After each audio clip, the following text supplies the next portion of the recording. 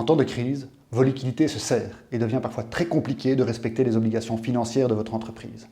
Vous devenez incapable de payer vos factures et malgré tous vos efforts, vous craignez pour vos perspectives d'avenir.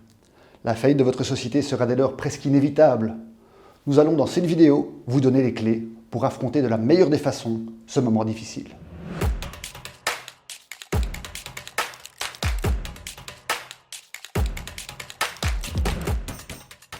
Cela signifie que votre société a cessé ses paiements de manière persistante et que votre crédit se trouve ébranlé.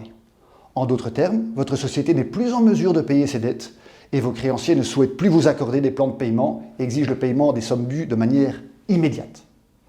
Toutefois, vous aurez quand même la possibilité de demander une suspension de 15 jours du jugement déclaratif de faillite pour introduire une requête en réorganisation judiciaire que nous avons évoquée lors de la précédente vidéo, dans l'espoir d'obtenir un ultime accord avec vos créanciers.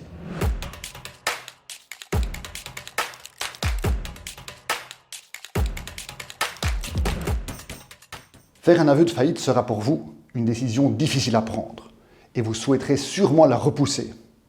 Attention toutefois, l'aveu de faillite doit être effectué dans le mois de la cessation de paiement, par voie électronique. Vous vous assurez ainsi que vos dettes restent mesurées et vous limitez les dégâts. Gardez à l'esprit que si votre société continue une activité déficitaire, elle peut être tenue pour responsable des conséquences de la faillite. Alors que si vous prenez les devants, votre projet pourra renaître sous la forme d'une nouvelle structure juridique mieux amenée.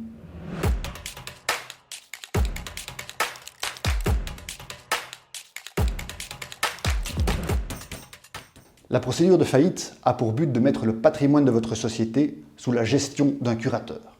Il sera chargé d'administrer le patrimoine, de le liquider et de répartir le produit de la liquidation entre les créanciers. Il devra aussi veiller à la libération des engagements pris envers la société. L'on fait notamment référence à ce qu'on appelait auparavant pour les sociétés à responsabilité la libération du capital, sur lequel nous avons déjà mis l'accent lors de la vidéo sur le conseil d'administration. Enfin, le curateur pourra citer, le cas échéant, l'administrateur en responsabilité, si ce dernier s'est rendu coupable de faute. C'est pourquoi nous avions déjà mis en exergue, dans les premières vidéos, l'importance de prise de décision bonne et valable. Cela se justifie particulièrement en cas de difficulté.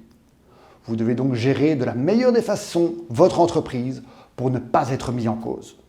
Nous vous invitons à aller lire notre article sur les différentes responsabilités pour toutes les précisions nécessaires que nous n'avons malheureusement pas le temps d'examiner dans cette vidéo.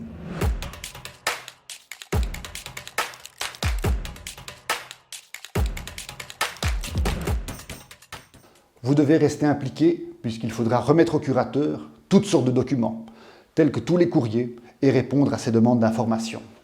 Pas d'inquiétude, nos avocats chez Subrosa Legal possèdent une connaissance poussée de la procédure et de ses acteurs, ce qui vous permettra de vous soulager durant cette période délicate.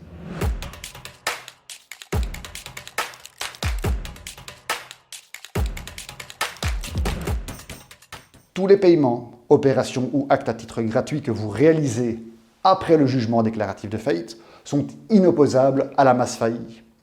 Il y a par ailleurs une période suspecte où les actes qui auraient été effectués en opposition avec les intérêts de la masse dans les 6 mois qui précèdent le jugement déclaratif de faillite pourront être contestés en cas de circonstances sérieuses et objectives. N'essayez donc pas de donner des biens mobiliers ou immobiliers ou de les vendre à un prix dérisoire ou encore de payer une facture dont la date d'échéance n'est pas encore écoulée.